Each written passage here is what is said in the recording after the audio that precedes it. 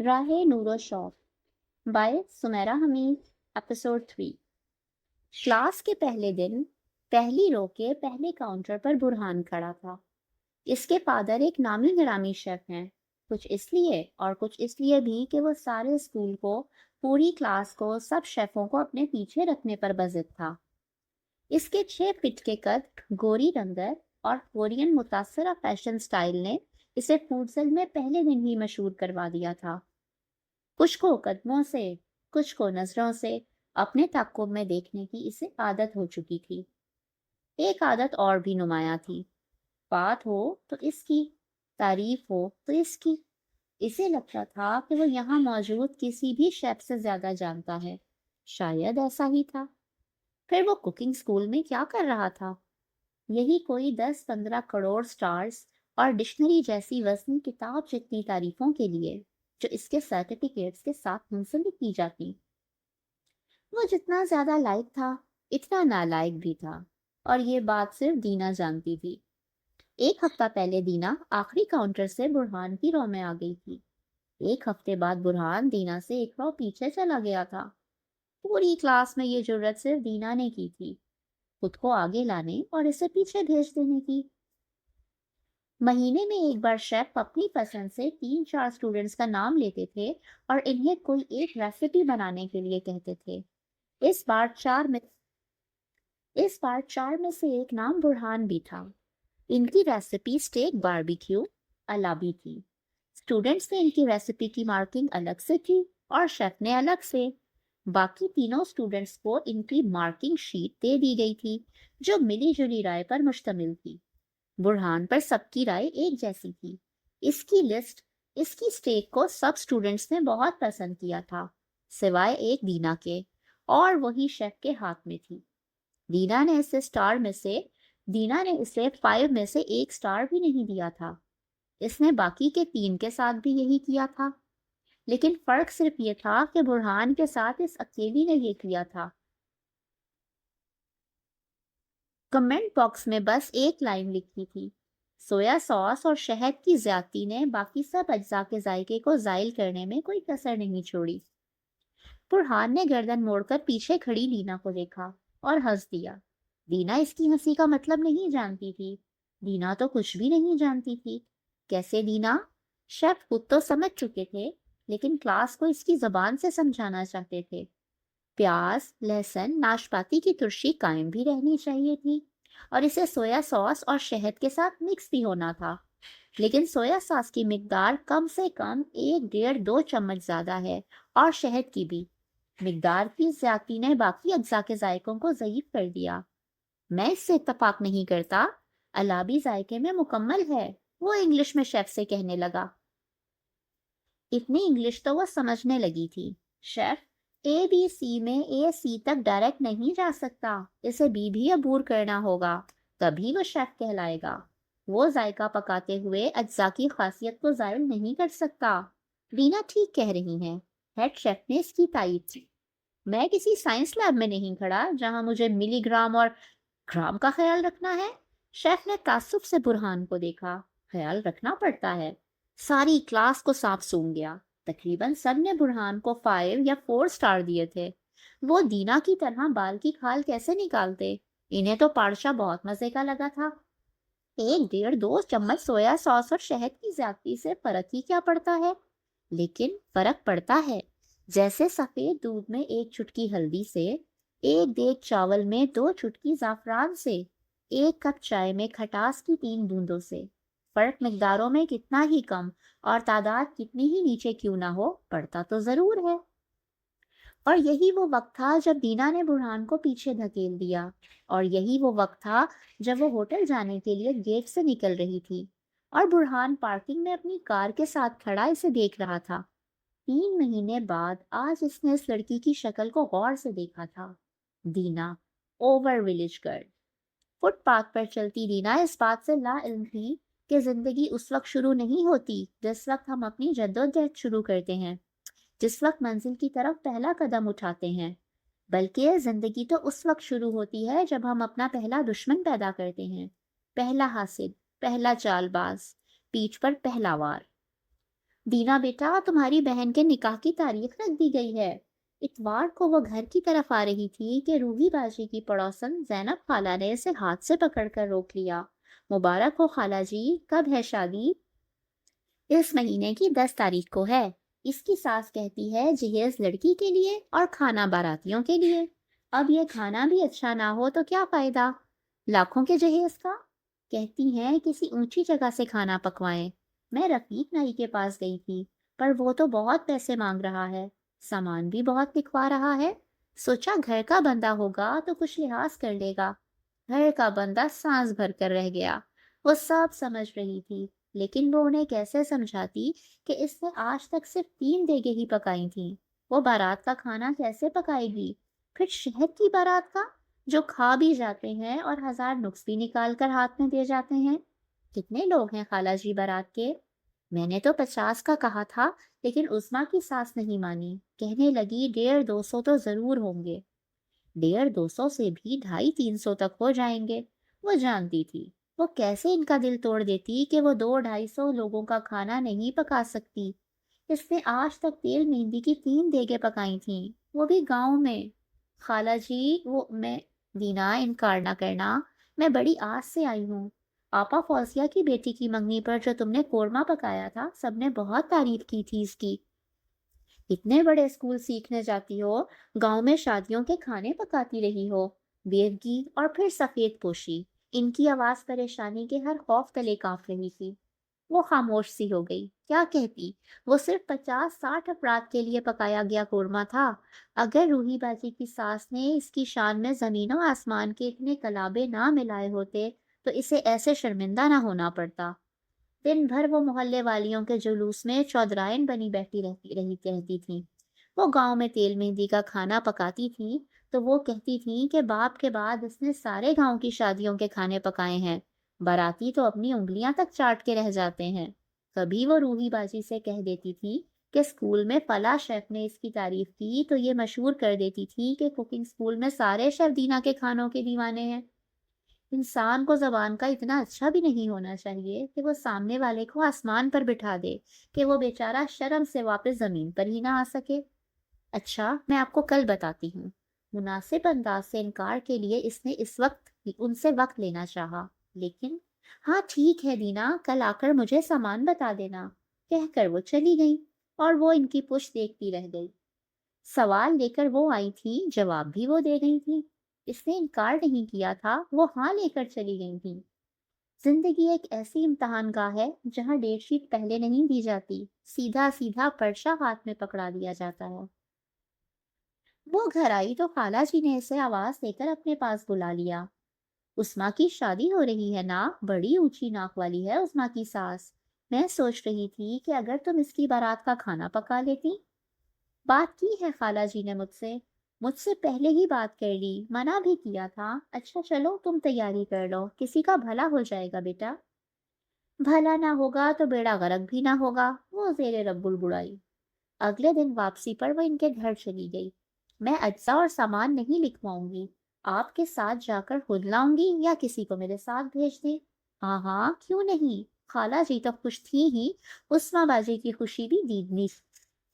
ان سب کو یہ خوش فہمی تھی کہ 5 اسٹار ہوٹل کا ایک بہت بڑا شیف بارات کا کھانا پکانے کی حامی بھر چکا ہے، اور اب اس کے کھانے میں نقص نکالنے کی جرت کوئی مائی کا لال نہیں کر سکے گا۔ مائی کا لال دینا خوش فہمیوں اور غلط فہمیوں کی چکی میں اکیلی پس رہی تھی۔ چائے پیو گی دینا؟ نہیں باجی، ویسے بھی ہو سکتا ہے اپنی بارات کے بعد آپ مجھے زہر کھلانا پسند کریں۔ اچھا کھانا کہاں پکے گا؟ وہ بڑی سڑک پر جو ڈیرا ہے نا، وہاں سب کی شادیوں کے کھانے وہیں پکتے ہیں، گیس پانی سب کا انتظام ہے وہاں۔ اگلے دن جا کر وہ ڈیرا دیکھ آئی۔ گیس کے چولہوں کی آنچ دیکھی تو اس کی سمجھ میں نہیں آیا کہ مقامی نائی ان چولہوں پر کیسے پکا لیتے ہیں، ان کی تو لات ہی خراب تھی۔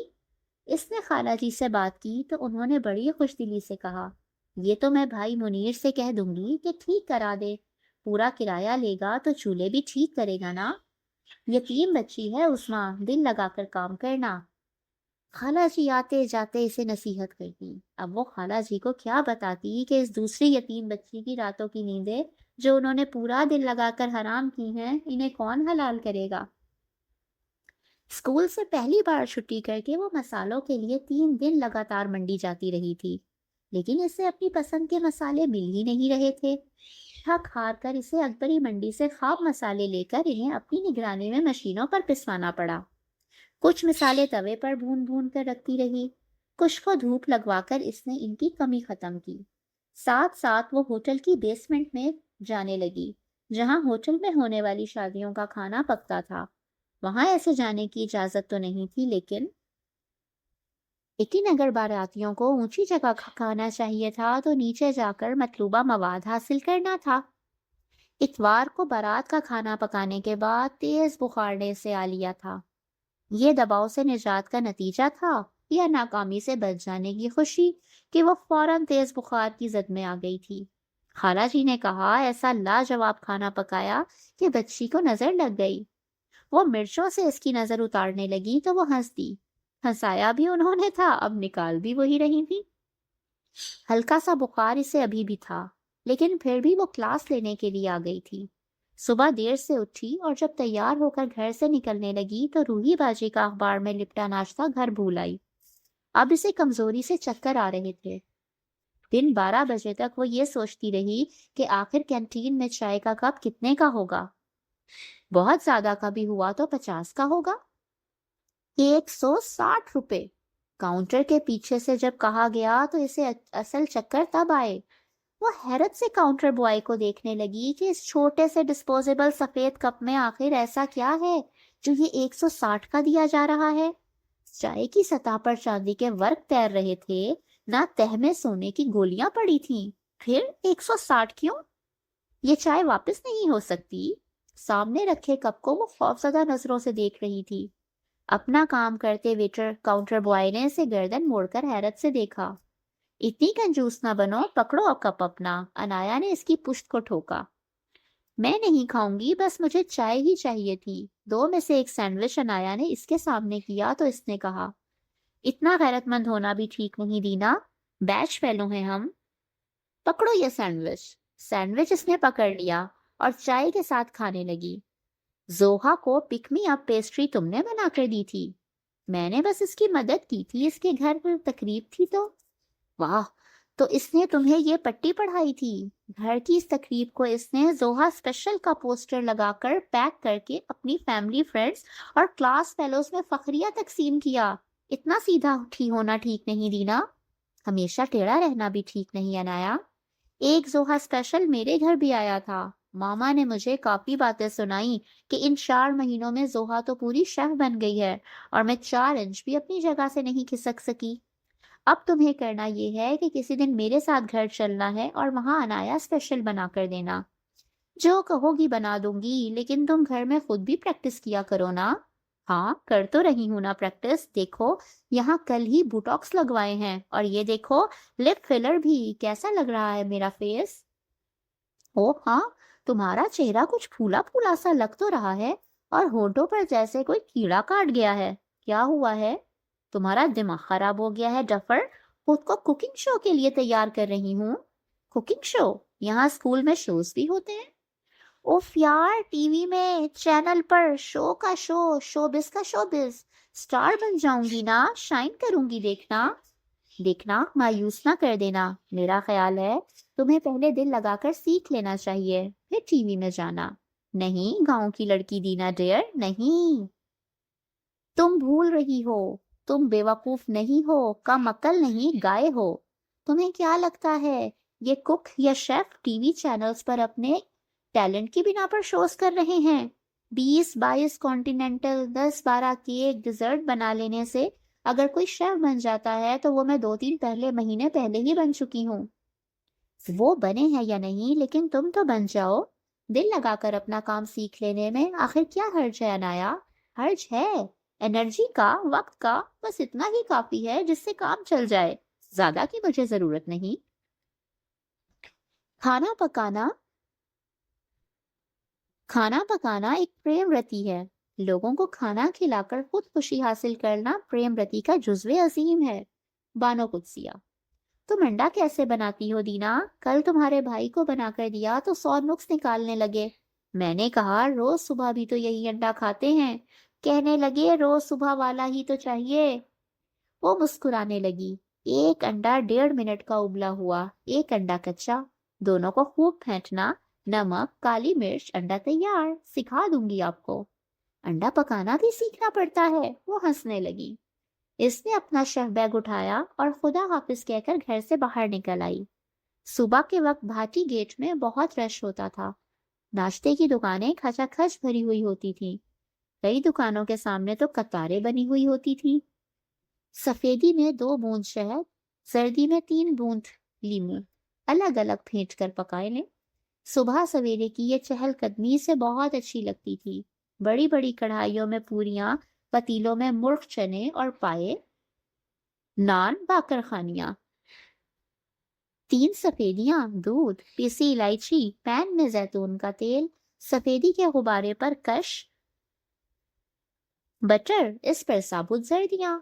حویلی کے مکین کھانے کے شوقین تو تھے، لیکن کھانے سے انجان بھی تھے۔ وہ انہیں ہفتے میں ایک دن نئی ریسیپی کا انڈا پکا کر کھلا رہی تھی، اور وہ سب انڈوں کو مزے کا انڈا کہہ رہے تھے۔ جانا بھی تو بس اتنا کہ روحی باجی کا انڈا مزے کا نہیں اور ڈینا کا انڈا مزے کا ہے۔ اس نے کوکنگ سکول میں بارہا یہ جملہ سنا تھا کہ کوکنگ ایک آرٹ ہے، فن ہے۔ اگر یہ بات گاؤں میں کی جاتی تو وہ سب ہنس دیتے، ساری ساگ پکانے والی مائیں اور سب سوئیاں بننے والی بوڑھیاں۔ اگر کوکنگ آرٹ ہے تو اسے آری کیوں نہیں سمجھا جاتا؟ کاٹنا، پھینٹنا اور پکا لینا۔ چند ایک کلاس فیلوز کے علاوہ اس نے تو کسی کو بھی آرٹ کے اس کینوس پر توجہ کے سٹروکس لگاتے نہیں دیکھا تھا۔ انہوں نے تو خود کو اجزاء کی خوشبو تک سے انجان رکھا ہوا تھا۔ وہ یہ جاننے کی کوشش ہی نہیں کرتے تھے کہ مسالے کب اپنا رنگ اور خوشبو بدلتے ہیں۔ جو شخص عجلت کا شکار ہو، بے صبرا اور جلد باز ہو، وہ کوئی تخلیق کیسے کر سکتا ہے؟ دنیا میں جتنے شاہکار تخلیق ہوئے اور کائنات کے ہر روز جتنے شاہکار تخلیق کرتی ہے، وہ عجلت پسندی اور لاپرواہی سے دور رہ کر کیے جاتے ہیں۔ تخلیق کی کامل صورت کرسی پر اپنے سارے پیمانے ٹھوک کر۔ ایک بیکری کی اوپننگ ہو رہی ہے، انہیں کچھ اچھے شیف چاہیے، میں تمہاری بات کر سکتی ہوں وہاں۔ وہ سیڑھیوں پر بیٹھی فوڈ میگزین پڑھ رہی تھی کہ ایشل اس کے پاس اور ساتھ آ کر بیٹھ گئی۔ میں جاب کروں گی تو اسکول کیسے آؤں گی؟ جاب نہیں، صرف اوپننگ کروانی ہے۔ ہیڈ شیف کے انڈر کام کرنا ہوگا، زیادہ سے زیادہ 1 ہفتے کام ہے۔ تم نائٹ شفٹ میں بھی انہیں جوائن کر سکتی ہو، وہ تمہیں 20,000 سے کم روپے نہیں دیں گے۔ وہ پیسوں کی لالچی نہیں تھی، لیکن اسے پیسوں کی سخت ضرورت تھی۔ یہاں آنے جانے کے لیے جو کرایہ لگتا تھا وہ بہت زیادہ تھا۔ 4,000 وہ روحی باجی سے ادھار لے چکی تھی۔ اماں کے پاس جتنے پیسے ہوتے تھے وہ اسے بھجوا دیتی تھی۔ خود وہ پتہ نہیں گاؤں میں 2 وقت کا بھی کھا رہی تھی یا نہیں۔ اس صورت میں 20 نہ صحیح 10,000 ہی مل جائیں اور وہ بسوں کے کرایوں کی فکر سے آزاد ہو جائے۔ وہ ایشل کے دیے پتے پر انٹرویو کے لیے چلی گئی۔ انہوں نے اسے انٹرویو کے بغیر ہی اوپننگ ٹیم میں ان کر دیا۔ شاید ایشل پہلے ہی ان سے بات کر چکی تھی۔ وہ شام 6 بجے سے رات 1 بجے کی شفٹ میں کام کرنے لگی۔ ہفتے کے 5 دن کام بالکل ٹھیک ٹھاک ہوتا رہا۔ چھٹے دن، جس سے اگلے دن بیکری کی اوپننگ تھی، اس کی ڈو خراب ہو گئی۔ غلطی ڈو کی تیاری میں نہیں ہوئی تھی، غلطی برہان کے کھانے میں غلطی نکالنے کی تھی۔ اس رات اور اس سے اگلی رات جب وہ تخت پر سوئی تو ساری رات اس کا تخت ہلتا رہا۔ ان گئے مہینوں میں وہ تخت پر توازن بنا کر سونا سیکھ گئی تھی، لیکن ان 2 راتوں میں وہ توازن نہیں رکھ سکی۔ رات بھر وہ سسکتی رہی اور رات بھر تخت اس کے ساتھ آہیں بھرتا رہا۔ 5 دن وہ شیف کو ٹھیک ٹھاک اسسٹ کرتی رہی تھی۔ اس نے کوزینز، ڈو، بریڈ، پائی سب بنا لیا تھا، لیکن چھٹے دن وہ ڈو خراب ہو گئی۔ کیسے؟ جس وقت بیکری کے ہیڈ شیف اور ایگزیکٹو شیف باقی سٹاف کے سامنے اس کی بے عزتی کر رہے تھے، اس وقت اس کی سمجھ میں نہیں آ رہا تھا کہ ان کی انگریزی پھٹکار کا جواب کس زبان، کس لہجے اور کن الفاظ میں دے کہ وہ اس کے سچ پر یقین کر لیں کہ اس کے ہاتھوں کی بنی ڈو کا 1000 میں سے 1% خراب ہونے کا امکان بھی نہیں ہے۔ کچھ ضرور ہوا ہے، ضرور کچھ ہوا ہی تھا، ورنہ اس کے ہاتھ میں 20,000 کا ہرجانہ نہ پکڑا دیا جاتا۔ بیکری کے کچن کا گلاس ڈور کھول کر وسل بجاتا ہوا برہان اندر نہ آتا، بیکری کے سٹاف سے کچھ نہ مسکراہٹ کو چھپایا نہ ہوتا۔ اس نے باری باری ان سب کو دیکھا اور پھر برہان کو، تو جس وقت شیف نے اسے کچن سٹور کی طرف بھیجا تھا، اسی وقت شیف نے ڈو میں خمیرے کی مقدار کو بڑھا دیا تھا۔ اسے سمجھنے میں ایک لمحہ لگا تھا۔ آدھے گھنٹے بعد وہ 20,000 کا جرمانہ، سٹاف کے سامنے 30 منٹ کی بے عزتی، ان کے اسکول کو فون کریں اور ان کی رپورٹ کریں پر مشتمل نالائکی کی سند لے کر بیکری سے باہر چلی آئی تھی۔ Hello dear village girl, insult class کیسی رہی؟ اس کے پیچھے سے آ کر وہ اپنی گاڑی کے ساتھ ٹیک لگا کر کھڑا ہو گیا۔ انایا ٹھیک کہتی ہے، وہ ایک کم عقل گائے عقل گاؤں کی لڑکی ہے۔ جس ایشل نے 3 مہینے اس سے بات نہیں کی تھی، وہ اچانک اس سے ہائی ہیلو کیسے کرنے لگی تھی؟ جو لڑکی اس کے پاس کھڑا ہونا پسند نہیں کرتی تھی، وہ اسے چائے کافی کیسے آفر کر سکتی تھی؟ تمہیں بس ایسے مقابلہ کرنا آتا ہے۔ 2 قدم بڑھا کر وہ اس کے سامنے جا کر کھڑی ہو گئی، ایسے بھی اور ویسے بھی، ہر طرح سے۔ اس کا برانڈ فیشن بھی اس کی شیطانی مسکراہٹ کو کشش نہیں بنا سکا تھا۔ وہ جرمن شیفرڈ تو ہو سکتا تھا، لیکن شیف نہیں۔ تم پر یہی سوٹ کرے گا۔ او، چونٹیوں کو چنگھاڑنا آ گیا ہے؟ ہاں، جیسے گیدڑوں کو پیٹھ پر وار کرنا، لومڑوں کو چال چلنا، جیسے ڈوکا خراب ہونا، جیسے 20,000 کی پینلٹی بھرنا۔ ہنس دیا تھا، ہنستا ہی جا رہا تھا۔ اگلے دن صبح ہی اسے آفس بلا لیا گیا۔ بیکری سے تفصیلی فون اسکول آ چکا تھا، جس میں انہوں نے احتجاج کیا تھا کہ انہوں نے اپنی نالائق ٹرینی ان کے پاس کیوں بھیجی، جس نے ان کا اتنا نقصان کیا اور ان کی ساکھ خراب کرنے کی کوشش کی۔ شیف جو اسے پھٹکار رہے تھے، اس کی ویڈیو بھی آفس میں موجود تھی۔ ہم نے تو آپ کو ریفر نہیں کیا تھا، پھر آپ کس سے پوچھ کر کام کے لیے گئی تھیں؟ کس کی اجازت سے آپ نے فوڈزل کا نام استعمال کیا؟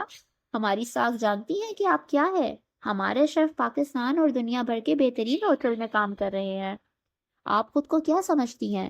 اپنے فائنینشیل کرائسس فوڈزل کے نام کے ساتھ پورے نہ کریں۔ آپ ٹرینی ہیں، شیف نہیں، سمجھی آپ؟ وہ خاموشی سے سنتی رہی، جانتی تھی اب سارے جواب غیر ضروری تھے، اس کے ہاتھ کچھ نہیں بچا تھا۔ 15 منٹ تک وہ آفس کے ان 3 لوگوں کی کاٹ دار لہجہ سنتی رہی۔ صفائی میں اس نے 1-2 جملے کہنے چاہے، لیکن وہ درمیان ہی میں رد کر دیے گئے۔ وہ کھڑے کھڑے اتنا زیادہ رو دینا چاہتی تھی کہ گاؤں میں سلائی کڑھائی کرتی اماں اپنا سوئی دھاگا چھوڑ کر اس سے آ کر لپٹ جاتی۔ جس وقت وہ کلاس میں داخل ہوئی، اس وقت سب نے اس کی طرف ایسے دیکھا جیسے وہ جانتے تھے کہ آفس میں اس کے ساتھ کیا ہوا ہے۔ بیکری میں، بیکری سے باہر، جب وہ رات کو سو گئی ہوگی تب، اور آج رات جب سوئے گی وہ بھی۔ وہ اپنی رو میں کھڑی ہونے لگی تو شیف نے اسے روک دیا۔ آج سے آپ سب سے پیچھے کھڑی ہوں گی، سیشن کے اینڈ تک۔ No matter what? No matter what? زندگی آپ کو میدان میں آخر میں ہی لے جا کر کھڑا کیوں نہ کر دے؟ کھڑے ہو جائے، بس گرے نہیں۔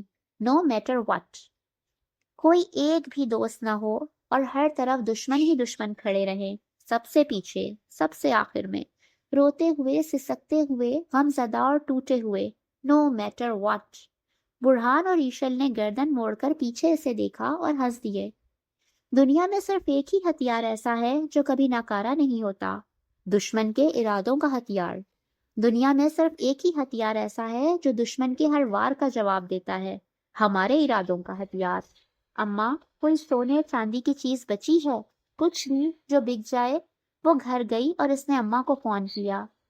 کیا بچے گا دینا، تمہارے بابا کی دیگیں رکھی ہیں بس۔ بیچ دیں انہیں، مجھے 20,000 چاہیے، کہہ کر اس نے فون بند کر دیا اور حویلی کے سب سے اندھیرے گوشے میں جا کر سسکنے لگی۔ رات میں اس نے روحی باجی خالہ جی سے پیسے ادھار لیے۔ کچھ پیسے وہ ان گھروں سے ادھار مانگ کر لائی جن کی چھوٹی بڑی تقریبات کے کھانے وہ پکا چکی تھی، اور بدلے میں ایک پیسہ نہیں لیا تھا۔ اگلے دن پہلے اس نے 20,000 کی پینلٹی بیکری جا کر ادا کی، پھر فوڈزل آ کر رپورٹ کی کہ وہ پیسے دے چکی ہے۔ تمہیں کیا ضرورت تھی برہان کے منہ لگنے کی؟ پورے فوڈزل میں ایک انایا نے اس سے ہمدردی کی تھی۔ اداسی کے ہر رنگ کو سموئے اس کی آنکھیں جھک کر اٹھتی نہیں تھی۔ دینا، تم بے وقوف نہیں ہو، تم حد سے زیادہ قابل ہو، اور یہی تمہارا گناہ ہے، یہی بدقسمتی اور نقص بھی۔ تمہیں لگتا ہے کہ تم ٹھیک کر رہی ہو، لیکن وہ ٹھیک نہیں ہوتا۔ شہر کی ڈکشنری اور گاؤں کی ڈکشنری میں بہت فرق ہوتا ہے، مطلب ایک جیسے نہیں ہوتے۔ اچھے اور برے لوگوں کے نصاب الگ الگ ہوتے ہیں۔ دینا، وہ ڈو 20,000 کی نہیں تھی، لیکن برہان نے تمہیں 20,000 کی پینلٹی پڑوا دی۔ اس بیکری کا سارا سٹاف برہان کو جانتا ہوگا۔ تمہاری انسلٹ کی ویڈیو اس نے اسکول میں وائرل کروائی ہے۔ تم کیوں اس کی طاقت اور اپنی قابلیت کو آمنے سامنے لا رہی ہو؟ وہ خاموش رہی، بس خاموش رہی۔ اور جس وقت وہ بھاٹی گیٹ کے رش میں سست روی سے قدم اٹھا رہی تھی، اس وقت چچا مٹن کڑھائی نے تیل پیتل کے ڈھکن پر زور سے چمچ مار کر اسے اپنی طرف متوجہ کیا۔ وہ چونک کر انہیں دیکھنے لگی۔ ہاں پھر؟ نہیں بوجھ سکی ابھی تک؟ وہ مسکرا رہے تھے۔ وہ رو دینے کو تھی۔ ان کی آنکھیں انکاری تھیں، ان کی آنکھیں اداس تھیں۔ وہ خاموش بھی تھیں، وہ چلا بھی رہی تھیں۔ ہار مان لی؟ چمچ پیتل میں جھٹکا۔ ہار، ہار، ہار۔ وہ رک کر انہیں دیکھنے لگی۔ ہمیشہ کی طرح پلیٹ میں 2 بوٹیاں نکالیں اور اس کے سامنے کی۔ یہ لو، کام ادھورا نہیں چھوڑتے۔ بوجھ لو اور جیت جاؤ۔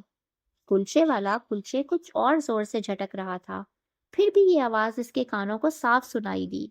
گرم تیل سے بڑی کڑاہی میں پانی کے چھینٹے پڑے، پھر بھی۔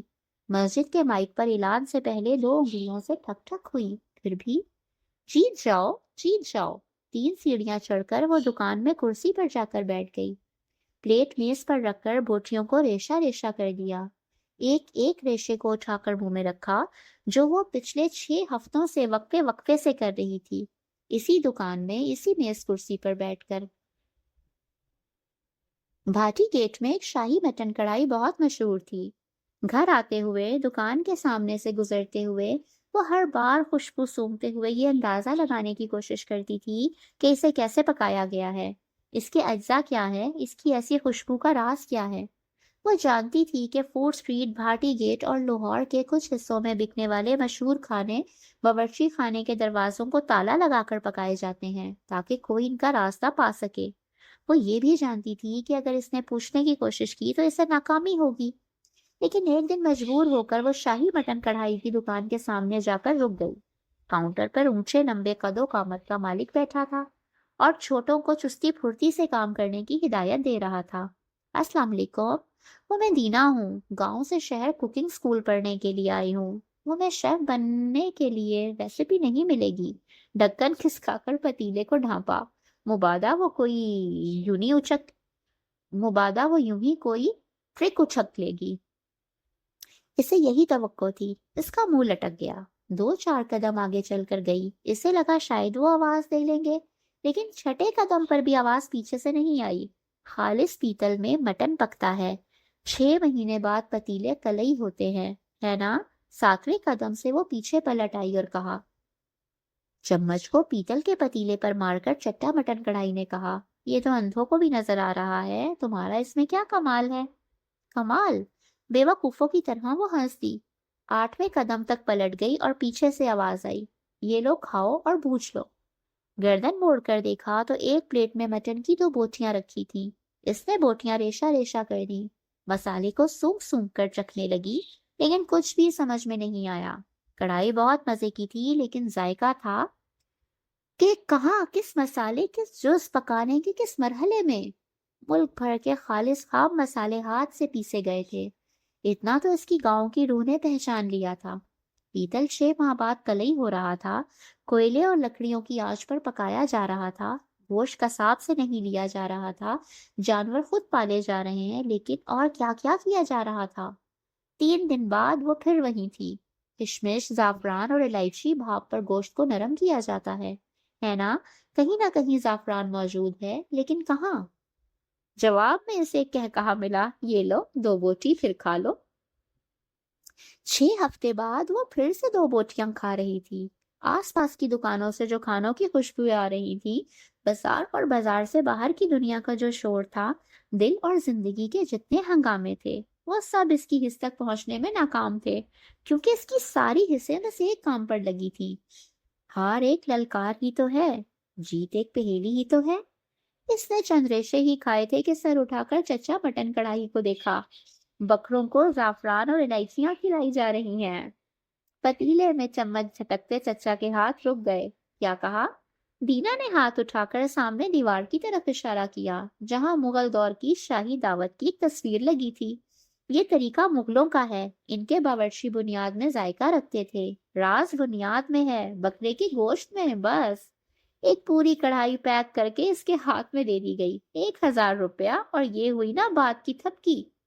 اگر بھیڑوں کی گنتی انسانوں کی گنتی سے بڑھ جائے تو اس کا مطلب یہ نہیں کہ انسان کو ہار مان لینی چاہیے، اس کا مطلب ہے اسے اب بھیڑوں کو سامنے سے للکار کرنا چاہیے۔